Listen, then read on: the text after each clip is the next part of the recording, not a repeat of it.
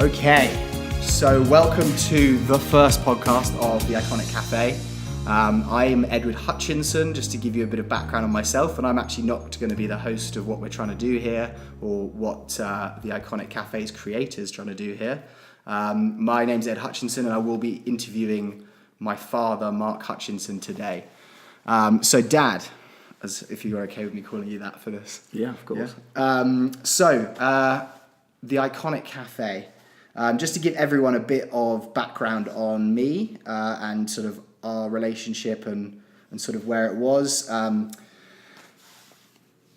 going to be talking to you and asking you a few questions today. So I think maybe a bit of a different format to what we're trying to do. I think what we've discussed with you doing stuff in the future is maybe sitting down for a bit of time each week and just talking about what you think is relevant in the Iconic landscape and in the things that interest you, which I find fascinating, and I think a lot of people around the world will as well. So you are the founder of the Iconic Cafe, and I was raised obviously by you in our house in London, and I think I realised from a very, very, very early age that you were very good at collecting things and got very passionate and interested in things which had a nostalgic value to them or were rare. So I just wanted to sort of ask you, because that is my recollection of upbringing. When did you realise that actually that was something that interested you? Well, I think it goes back probably to my late teens. I've always had an enthusiasm for anything that is nostalgic or rare, and I think as you get older, you always like to try and recreate moments that you recall as a very small child. And obviously, one of the first things I had was corgi toys and dinky toys. And so when I got to my late teens, early 20s, I wanted to almost recreate. I remember having the toys that I had and abusing them and discarding them. And I just almost wanted to try and sort of mark the moments in my life. And so I began, I think, in the early 90s, when I was probably in my late 30s, acquiring all of the toys I had as a young child in mint and box condition and display them. And so you weren't, when you were a child, collecting in the same way? It was actually just the toy that you liked playing with? Yes, and I think I abused, like most children, opened the box, ripped the box, and I think as I've got older and sort of had a family and had a job, is I realised that there is value in rarity, nostalgia, and things in good condition. And I think I realised that as a youngster you tend just to discard or just abuse things. And I think what I've tried to do is, based on my own life, is to almost put a time capsule on some of those things. So it started with the toys, and if you remember, I used to have those display cases. Yeah. And I remember you once going in there with your grubby little hands and touching one, and I think I overreacted. And I think I've still got the apology note that you wrote, sorry, really? Dad, for going into your display cabinet. We didn't mean to. So obviously the genetics are there, that as little kids we go and play with shiny things. And then it moved on. So that's kind of the genesis. So corgi toys, you think, was the remembering how you were not treating them well? Or And I think the other thing is TV related. I mean, one of the other things on TV, I used to love watching detective series, whether it was The Saint, which is a UK, British program, or James Bond, the DB5, Aston Martin used in Goldfinger. Both of those programs created their own corgi for the Saint. It was a white Volvo with an imprinted Saint caricature on the bonnet, or the hood, as you'd say in America. And then with the James Bond car in 1965-66, they made a gold, although the original Aston Martin in the film is silver, but it had an ejector seat and machine guns. I remember that. I think when I was small, and I think you must have had a couple of different versions or sizes of them. I've got all of them. And then they did, for You Only Live Twice, they had a white Toyota convertible, which the original Toyota themselves only made very, very few. And in fact, the real car is, many millions. I think it's in Tokyo somewhere. But that had ejector rockets in the boot and various things. So I've got those. So it's sort of, I'm not saying it's an obsession, but if you ever see something that is rare or you'll never see it again, I always thought, well, if I buy right or invest right, I'll never lose my money. Whereas if you go and buy, stuff that's, doesn't have a sort of a history or a value, it's very easy just to waste your money. So I've now acquired thousands of assets on many, many topics, and Iconic, I think, underpins it, which was something that sort of a light bulb went on in 2009.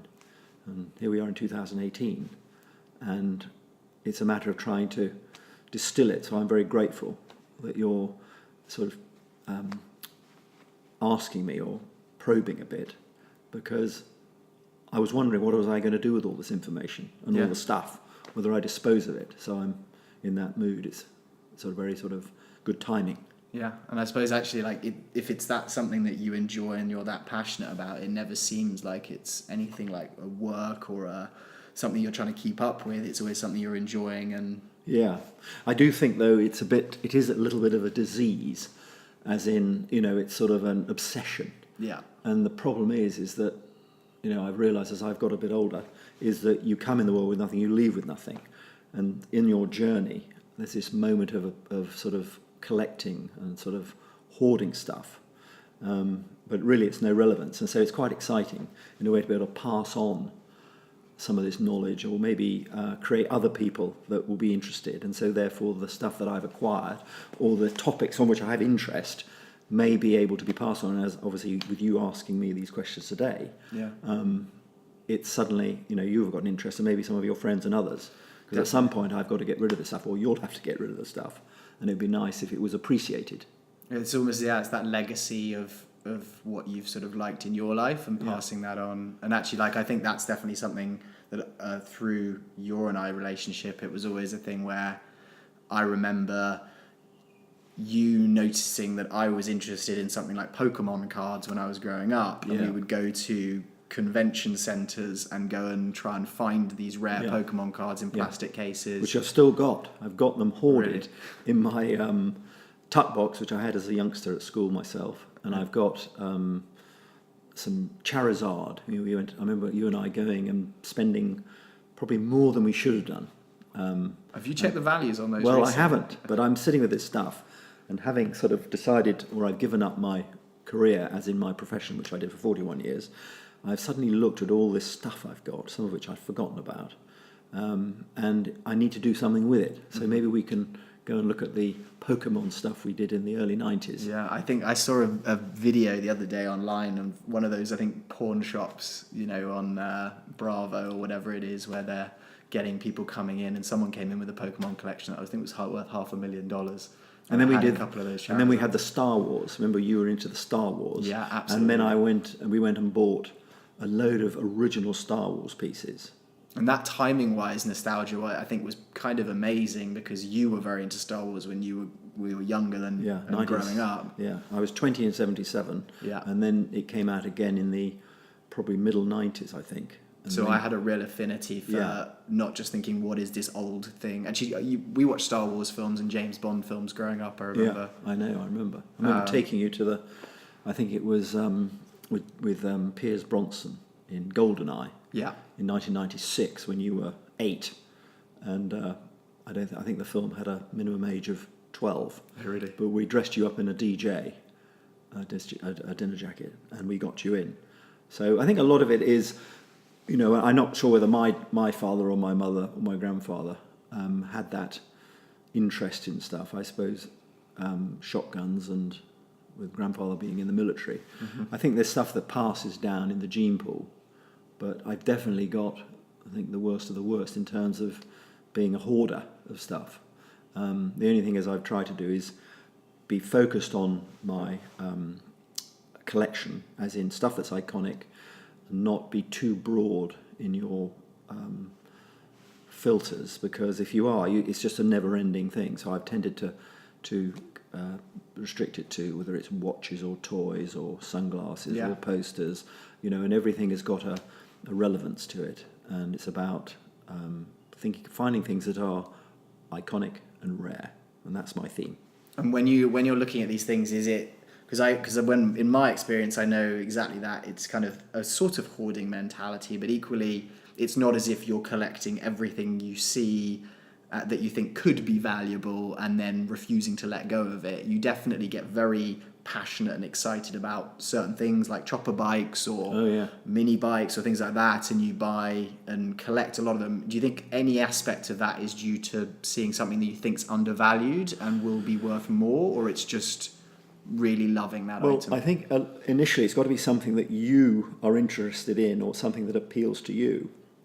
And I think it is linked to the nostalgia. I mean, one of the things on classic cars that I concern myself about is that I'm not particularly interested in vintage or veteran. My era would probably be the 60s, 70s, 80s on the supercars, the Porsche 911 and the Ferraris.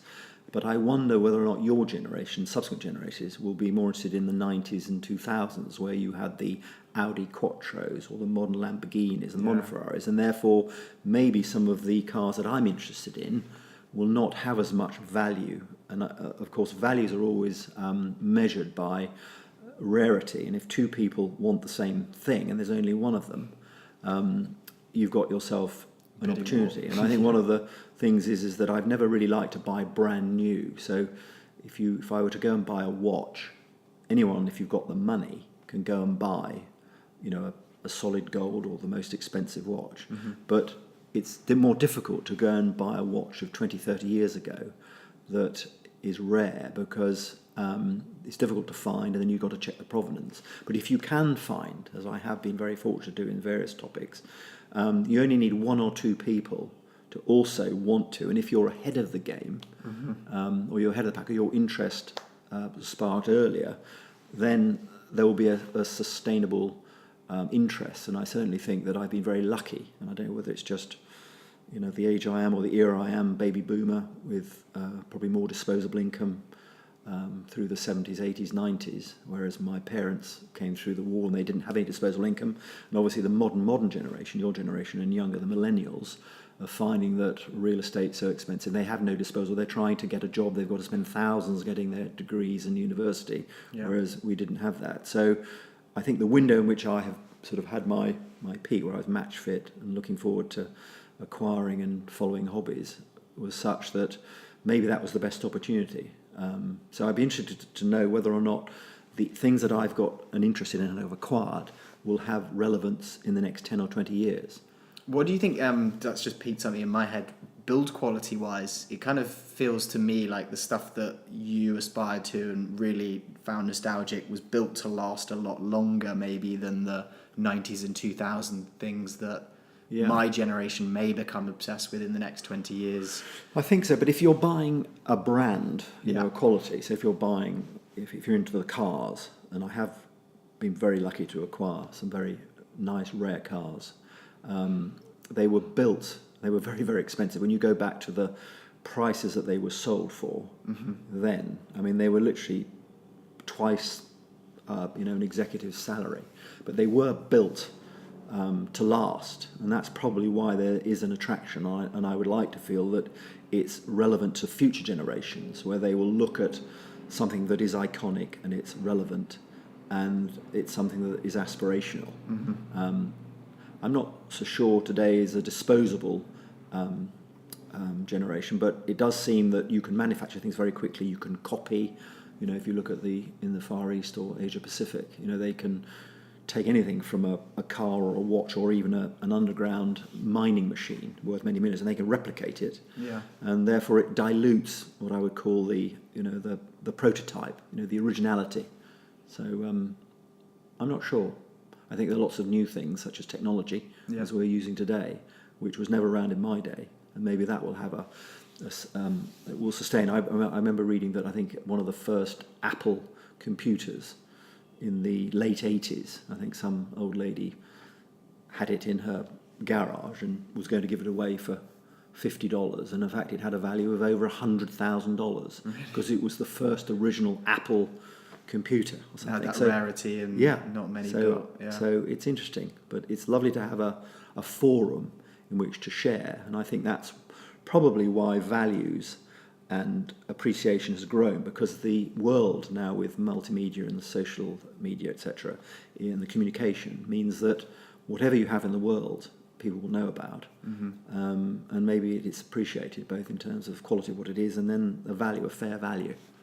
Definitely. And I think and to give some background, I used to live in the UK, obviously, but I've moved to the US. I think I've definitely seen that where living in LA, actually to do with the automotive industry as well, there's a value given to these German cars or, British Bentleys or Rolls Royces, and it's almost aspirational to sort of look back on that sort of old times and how the British do it, and as the US, and I kind of see it with China now as well, because the amount of disposable income now of Chinese that are moving to LA and they're buying this sort of Western lifestyle that they've grown up with that communication aspiring to. Yes, I think you're right. I think if you were in the Western world, or first world, your aspiration to take cars was to own a Ferrari, Aston Martin, or Bentley. And I think with the emerging world, particularly China, if you, I think it was wine. I think the Chinese love to have a nice red wine, a Chateau Neuf de Pape or something, which costs many thousands of pounds.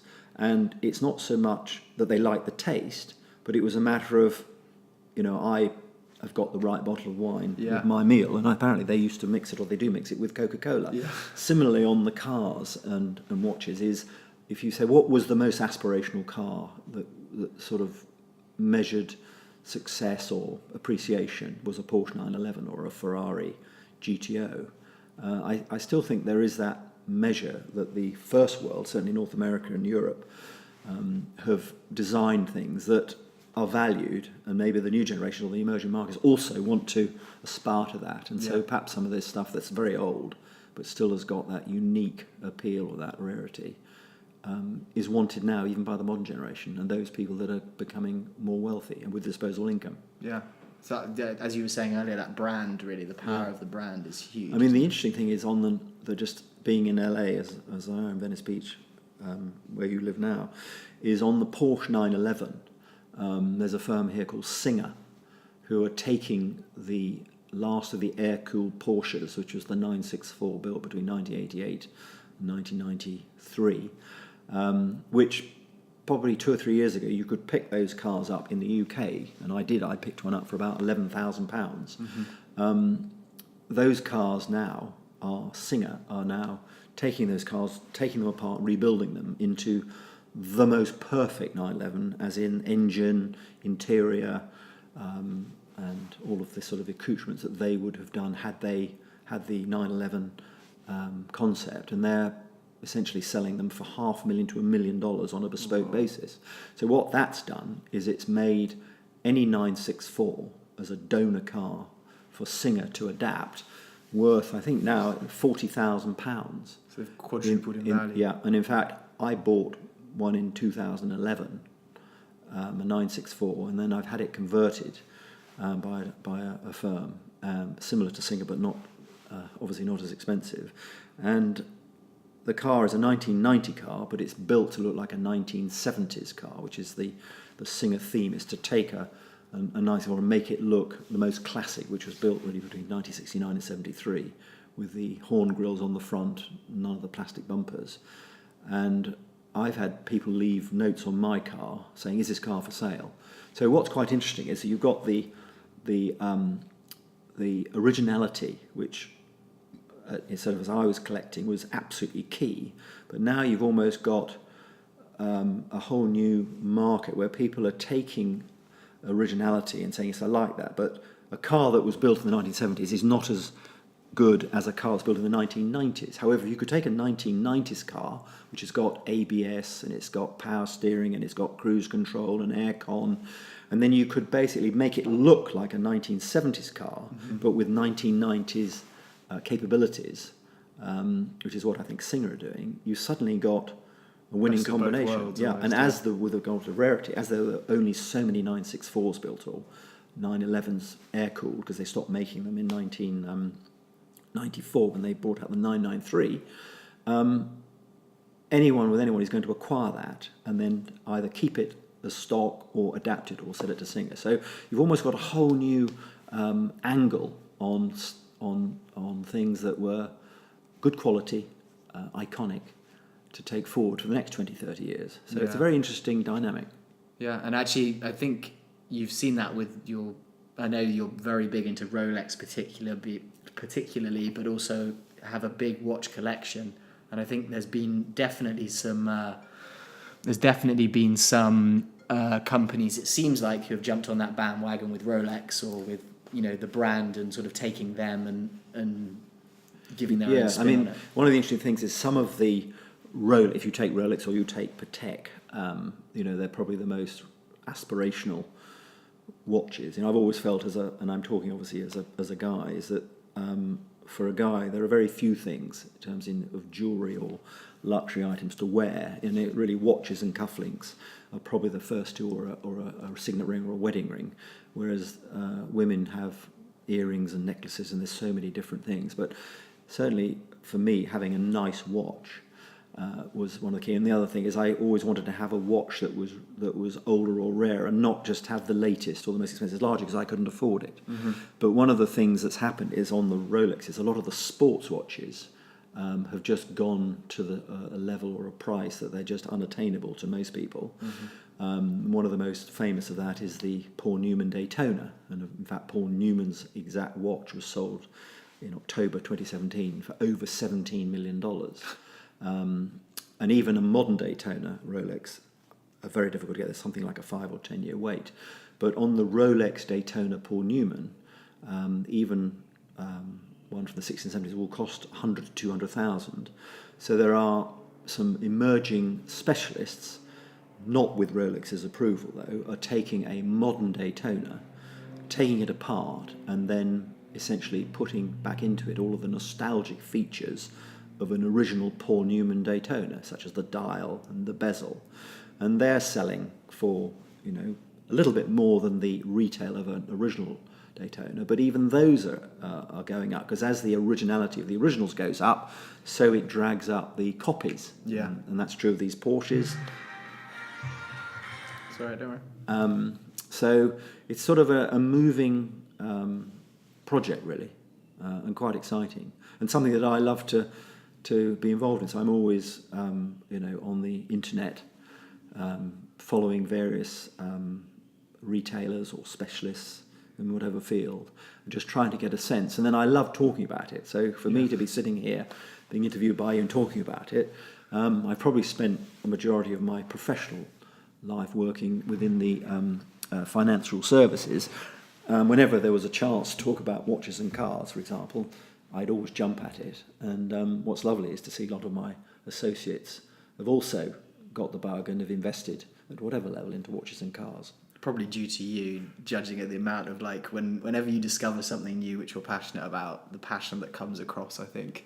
I'd like to think so, and I'm always very keen to refer. I get many emails from colleagues all over the world saying, I'm looking for a certain Rolex, can you get? And I've probably got 10 or 20 contacts, and I'm more than willing to email and try and help. And in fact, I had a friend of mine whose associate was in Australia, and his son was 21, and they wanted to get one of these Batman Rolex, which is a blue and black bezel on a GMT. Very difficult to get, but anyway, we might manage to find a new one that had just been launched with one of my contacts. Yes, they had to pay a few £100 over the retail price, but if you wanted to wait for Rolex to provide it, it would take months, if not years. Yeah. So it's all a matter of networking. So almost you've got that network that's sort of been running underground, and now I think this gives you the opportunity maybe to give some of that knowledge to everyone out there, not just the people you come across face to face. Yes, I think probably in a sort of an odd way is that the more you can spread the word and get people excited about it, then there are more people going after a very finite amount of product, particularly if they're not making anymore. Anything that's stopped being made suddenly will become in demand. It's just a matter of when. It may be immediate. So going back to the Rolexes on the Daytonas, when they changed the bezel from stainless to a black Bakelite bezel in 2016, all of the watches that were made up till 2016 just leapt by 30%. because you can't get them. Can't recreate and there's a that, finite amount. So I think the more you can publicise and share both things, it broadens the knowledge, but the downside is that there are more and more people that may want the same thing you do, which then drives up the price, but sort of it puts everything in perpetuity, which isn't a bad thing. Definitely. Okay, so I was going to go into a couple of just questions, which I think are just generally good to set the scene for what we're trying to do here, or what you're trying to do here with putting this information out into the world. Do you have any idea of how many cars that you've owned throughout your life? Well, I've currently owned, I think I own 12 as I'm speaking. That was a shock to me. I thought it was about 6. But. Well, I've just bought 2 cars in the last 2 weeks. Okay. But luckily, that's between you and I. Okay. But I probably owned, I mean, a lot of it was aspirational. Mm-hmm. I've probably owned 20 cars, but I've always tried to, if I bought a car, I've always tried to buy something that I felt was special. And when it was resold, that the depreciation was minimal. But it is, I've said to you earlier, it's a disease. It's something where you see a car and you think, they don't make this anymore. A lot of the time it's being interviewed by the owner, because a lot of people say, like me, and they have a car as I've got, I want it to go to someone that will appreciate it and not just treat it with disrespect or sell it on. Mm-hmm. And I've been very lucky that because of my interest, that some of the best cars that I've ever been able to buy is because the original owner could see I was really excited about it. Yeah, took a liking to you. And they would sell it to me. I remember with the one, actually, I think that we went and had a look at an older Ferrari. Yeah. And I remember, actually, I think that the guy was quite old. He was the guy selling it, and was a British Airways pilot. Yeah, I think, it was a Ferrari 308 GTS. Yeah. And he was a Concorde pilot, actually, in his early 80s. And he'd bought this Ferrari in 1985 when he retired as a British Airways Concorde pilot at 55. And he has his own hangar, and he had this silver with red leather 308 GTS parked next to his 2 aeroplanes. Yeah, I remember. And he wanted to sell his car, as I'm sure as I'm getting older, you have to dispose of things. And he was very, very fussy as to who he would sell it to. He had a price he wanted to get for it, and he was wanting to check who was going to buy it. And you and I, as you remember, we went to the hangar, we saw the car, and he was happy to sell it to us. Yeah. Because I do think he could have probably sold the car to many. He could have put it on an advert, or he could have rung up some dealers, but he didn't. He used a particular contact who I happen to know, and I was actually looking for another car for a friend. I'd rung up and said, I've got a friend looking for a car, and it was the wrong colour, and then got onto it myself with you, and we bought that. Yeah, it was an amazing experience, I think, actually. It was kind of like a huge hangar that almost looked like it was built out of asbestos, and 2 massive planes there. That's right. They were vintage. I think they're priceless. Anyway, he's still flying, and really? He's still got the Ferrari, haven't we? Yeah. Oh, yeah, I haven't seen it for a while, but yeah, definitely. I think that really sums up that kind of vibe, that actually it's not just people trying to make a quick buck by selling their thing. There's some real love and passion into the item, and that nostalgia again, which has more value than just the dollar amount or the pound amount that someone's going to get out of it. They want it looked after. So I was going to ask if you could actually just talk me through the original concept behind the Iconic Cafe, or in 2009 when you first came up with the idea. What was that idea at the time, and sort of how did it?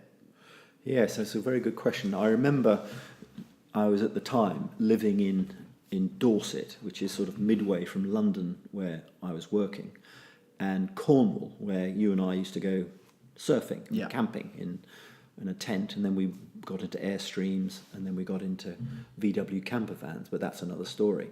But I remember having acquired a lot of stuff. I had the Dinky Toys, Corgi Toys, and then I'd acquired a couple of lovely cars, the Ferrari Dino and a Porsche 911 RS. Yeah, I remember both of those. And I remember in the village we lived, there was an old garage, and it was up for sale, and it had this sort of old-fashioned showroom. And I suddenly thought, there's a lot of the things that when you acquire stuff, is you love talking about it. Not so much for wanting to sell it, it's just lovely to have like-minded people. And I suddenly thought that if ever I retired, what would I do? And the trouble is when you retire is your income normally drops and you've got no routine, and it's very easy just to go out spending or doing things that are not as good for you. So I had this vision to have a destination location or a showroom where I could put all my stuff in and then sit there, and if someone came along, I'd let them in or not let them in. And it was a way of whiling through the day, discussing or looking at stuff that I really appreciated, and if others wanted to share in it. And then there was the thought of having coffee or danishes or burgers and things. However, that didn't work because the showroom, I think the owner changed their mind. And then I started worrying about security. I thought, well, if I've got all this stuff, and I had, not only the watches, but sunglasses and movie posters, lots of things that could be stolen, I suddenly thought, well, then I'd have to buy insurance, have to pay rates. And so then the concept came about having sort of a portal. And so it went from being sort of a destination location in the physical sense to something about having it, online, which has been my vision for the last 5 years, but not being technically adept. It's sort of been parked in a siding. Well, and also I think you had a full-time job. And I had a full-time job. Yeah. And you were coming over to the States. So I've always thought it's probably something that the next generation with technology. So I'm very excited to be sitting here just chatting through it. Yeah. Because it's almost sort of refiring up all the things that I wanted to do back in 2009, but not having the technology to do it, I didn't know where to go. So that's where it was born from. And the Iconic Cafe, essentially, it was a cafe or a showroom with iconic stuff. But in fact, the Iconic Cafe could be a portal or a go-to destination every day. What's going on at the Iconic Cafe? Yeah. Without the security risk. And then going back to that point we were talking about earlier with the communication of now the internet, as opposed to the old days when you were growing up, it was, if you wanted to talk about that, you had to find someone face to face and have a location to attract people to. Yeah. You can now do that to the entire world by putting that into a place online where people can come to, and hopefully I think that's what we achieve, or what you can achieve. Yeah, the funny thing was with the Iconic Cafe destination was nothing was going to be for sale. So there I would have been sitting in there, and someone would have come in and said, "Oh, I remember having that dinky toy or that corgi toy. How much is it?" And I said, "Oh, no, nothing's for sale." Yeah. So it's rather odd. And then I sort of thought about maybe I could online, have others with special things and find a trading platform. So I always wanted to be like a very sort of a Google, eBay combination, but with an iconic theme. Yeah, definitely. So that sort of still is the aspirational dream. Being a resource to kind of for discussion as well as that platform to sell. Yeah, and then all partnering with others in the expertise, whether it's in wine or other things. Because obviously I'm a generalist. I've got various interests in various topics that I've found attractive, but there are lots of other things I know nothing about, and I'd love to learn about other things I don't know. Yeah. And so you could almost become, or you could create a sort of a brotherhood or sisterhood of iconic things that could be shared and sort of create like a sort of a blog or something. But it's a broad topic, and would probably take another lifetime to put together. Who knows? Well, I think, and that's good if it's if this what we're doing right here sort of takes off, and hopefully people in the community find this interesting. Then I think that could be a very sort of bright future for what we're trying to do here in terms of that online. So I was going to say, what were these? And if anyone's looking on the video, these sunglasses. Oh yeah, that's a long story. And what are they called? Well, these are called the Iconics. But the story goes back to, as a young lad, again, I was watching one of my other great films, which was The Italian Job with Michael Caine. And the opening scene is of an orange Lamborghini Miura driving up in the Swiss Alps to the sound of Matt Monro singing On Days Like These. Anyway, the Lamborghini goes into the tunnel, and the driver, very Italian, mafia looking, and it was mafia, puts on this pair of sunglasses with side screens. And I remember thinking, they are cool. Yeah. And over the years, I've collected very many pairs of Ray-Bans, aviators, classic sort of pilot-type glasses with the green lenses. But one of the things I always wanted to do was to try and find a pair of these glasses as used in The Italian Job. And probably for 10 years, I'd search eBay, I'd always sending emails. And eventually I met someone who said, well, yeah, we can make anything you like. You know, he's a sunglass retailer. So I ended up taking a photograph, and I found a link to these particular glasses. And the story was they made me a prototype. And I thought that'd be lovely. I could order 5 or 6 and share with immediate friends. But when it came to the order, the minimum order was 500. Okay. So being a man of integrity, and I'd put this firm to so much work, I thought the least I could do was to order 500, which is what I did. Ironically, as soon as I'd ordered them, I found an original pair at very, very expensive on eBay, or the buy it now price, which I bought, and then was to discover that this guy had another 3 pairs, and I now own 4 original pairs. And I've always hoped that someone who actually owns a real Lamborghini Miura would want to have in their glove box a pair of original sunglasses as used in the Italian job. However, these sunglasses are worth in excess of £2,000 each. Wow. And therefore it will be a very sort of specialist buyer. So, yeah. So if anyone out there listening has one of those Lamborghinis, then get in touch, because we've got a few of those. I was going to actually ask you a bit of a question which I think can give some value to the people listening to this right now, which I think, I'm being at the age that I am, 28, I see a lot of my contemporaries getting to a level now where they're earning good money, or they're at a point in their career where they've got a bit of money and they may want to invest it or buy something nostalgic, which actually they've aspired to for the last few years. So my question is, if one of the listeners out there, or someone that one of these people know, was going to have their first chance to buy a watch or a timepiece and had $5,000 to spend, or the equivalent in pounds, is there anything you'd recommend that they would look at now? Well, I think it's a very good question, and it's something to mark an occasion in life. I've always felt that as we go through our lives, there are many challenges and many rewards, but sometimes I think when we do a challenge and get the reward, we never really mark the occasion. Certainly in my case, in the early 80s, I remember getting my first bonus and thinking, well, I could pay off the credit, or pay down the mortgage a bit, but I decided, no, I'm going to go and buy a watch, which, as I've said earlier, for a guy, a girl, I may have said, well, I'm going to go and buy myself a ring or a bracelet. Yeah. Anyway, I decided to buy a Rolex. I think it was £500.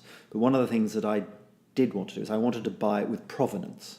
I wanted to have the original receipt, the original box, and the original papers guarantee, so that I've always felt whatever I buy, if I needed to sell and I needed to get my cash out, if, for example, there was no ATMs, there's no food, and there was a line of people with a guy with a loaf of bread, and there's someone ahead saying, well, I'll give you my wallet or whatever, I'll give you my clothes, I'd wave my Rolex at the back of the line with the box and provenance and say, I'll trade it for the loaf of bread, but I would be straight in front of the queue. Yeah. So I always think whatever you're going to buy, whether if it is a watch, is to buy something firstly you like, and if it's a brand new one and it's $5,000, you can afford it, then keep the box, keep the papers, keep the original receipt, because at some point, whether you pass it on to your children or to another relation, or you decide to sell, the story of how you bought it, how you acquired it, is very important.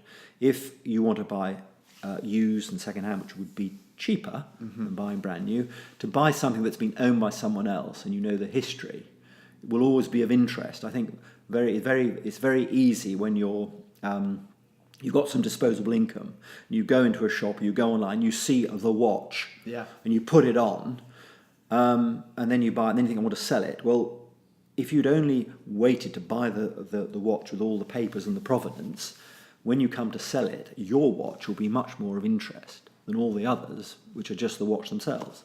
So don't rush into anything, take the time to find something and know that you can really prove beyond just your own word that it's... And buy something you like, because if you like it, and the reasons why you bought it, that ought to appeal to others in the future.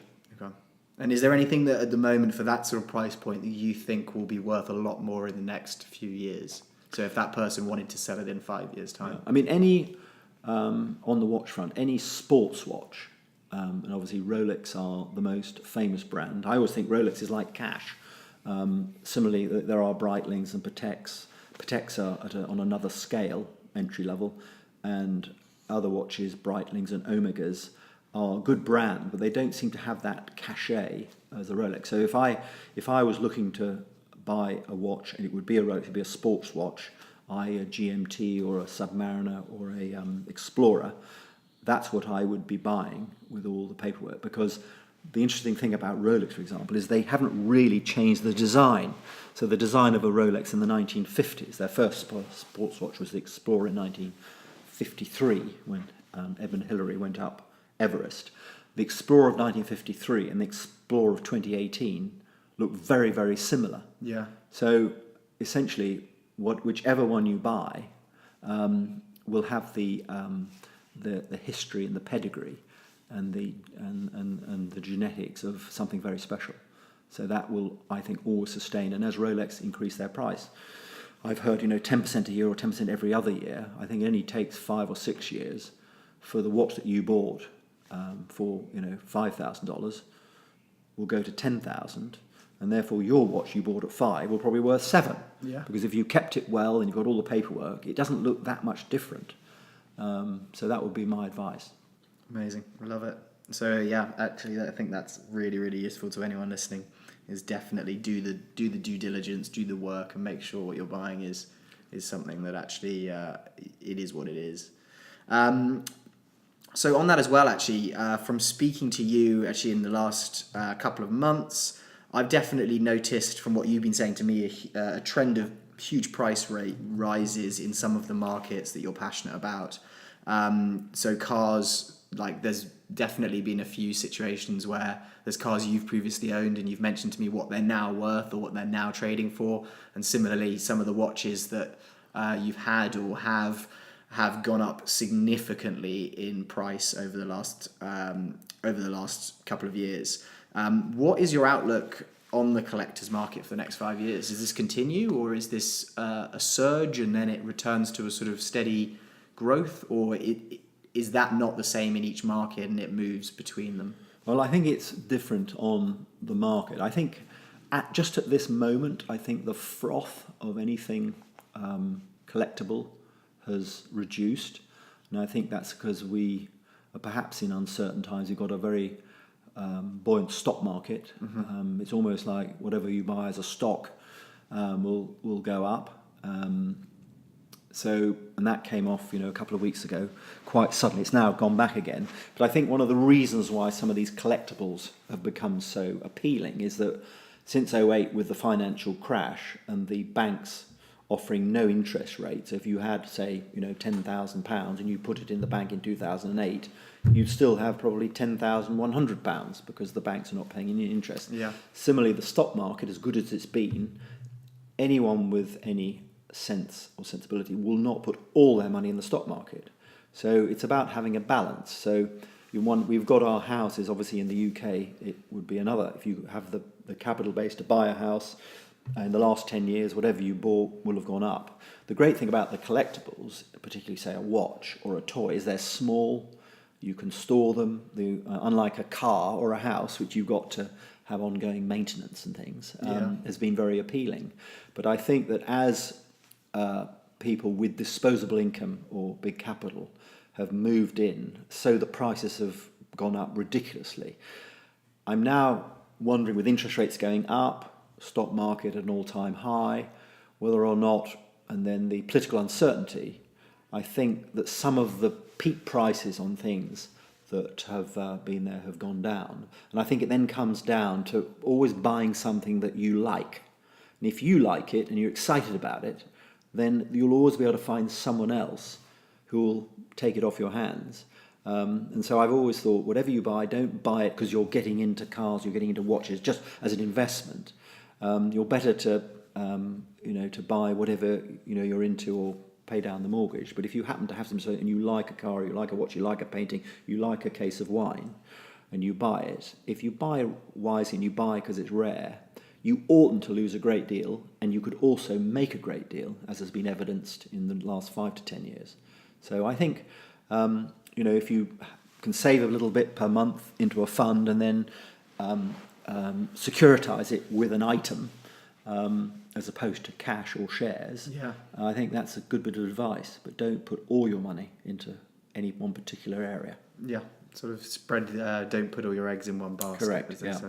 Yeah. Yeah, it's weird you say that actually, because I remember in London when I used to sell property there, everyone, especially first-time buyers, and obviously they're not used to that sort of situation, it used to be the question of, oh, well, what if the market goes down next year? And I remember a comedian, I think, giving a very funny response to that question, which was, well, I suppose you'll just live in your house, which is kind of what it's for. Exactly. Yeah. So that's true. It's liking it is a huge part, I think. I agree with that completely. So I think that's really maybe about time that we start to wrap up this first podcast. And I think I've got one more question, but actually I've really found some awesome insight, and I'm hoping that everyone that's been listening has as well. And I hope that actually we continue to do this, because I think there's so many over the years topics and conversations and things that arise day to day that actually a lot of people would like to be able to hear your opinion, sort of having the knowledge and the time that you've spent to learn about these things. But really, to round up, I'd like to ask, and this may be just a bit too quick, or it may require some more thinking about, so maybe we can retouch the topic in a couple of weeks or a couple of months. But are there any regrets in hindsight of items that you've sold or bought over the years? Probably, yeah. It's interesting you should say that, because it was not only a few days ago. But I think some of the items or collectibles I've had essentially build a memory bank. And sometimes you have a window to buy and then you sell. It's a bit like a stock, actually. You buy a stock at $1 and it goes to 10 and you sell, and then you see it at 100 or 1,000. You think, oh gosh, why did I? Yeah. So hindsight is a wonderful thing. But certainly on my car collection, I remember buying a Ferrari Dino in 2006 for £30,000 and then disposing of it in 2010 as I had to put a deposit together to buy a property. And I was able to realise 4 or 5 times what I'd paid for it. I now see those cars have trebled, to 400,000 or 500,000. Wow. So I often think, well, I did have one, but I could never, ever, ever own another one. Yeah. And so it's a moment in time where I experienced it. So that's good. And I've had a couple of stories like that. But I think living life and collecting is you experience it. And as I said, you can't take any of this stuff with you. Yeah. And so having the photographs and the memory and be able to talk about it is therapy. So I appreciate the question. Yeah. Okay. Amazing.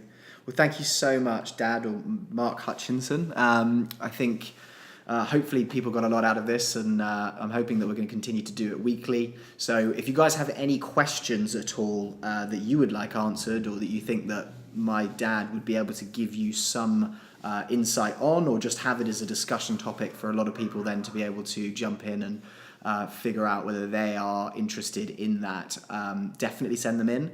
If there's anything you think, feedback-wise, that we could improve, or I see this hopefully as being a very long journey of just documenting what you're up to, and now that you've retired, having the time to talk through those passions and hopefully giving that value to other people. So yeah, that'd be great. Thank you. Thank you. And so is there anything that you would like to leave the listeners with, or?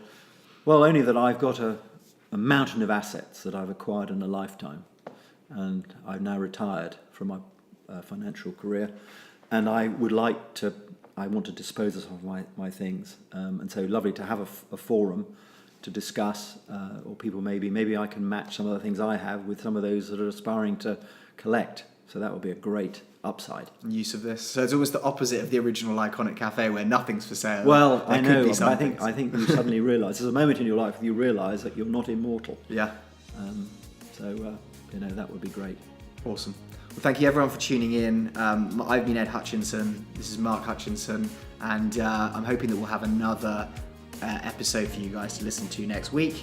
And if there are any topics, please do send those in, because we would love to have some topics or some guidance on what you guys would like to hear, because I think at the end of the day it's giving back to the community that we're trying to build, not necessarily asking for anything, but just putting out some goodwill into the world, and hopefully that comes back in some way.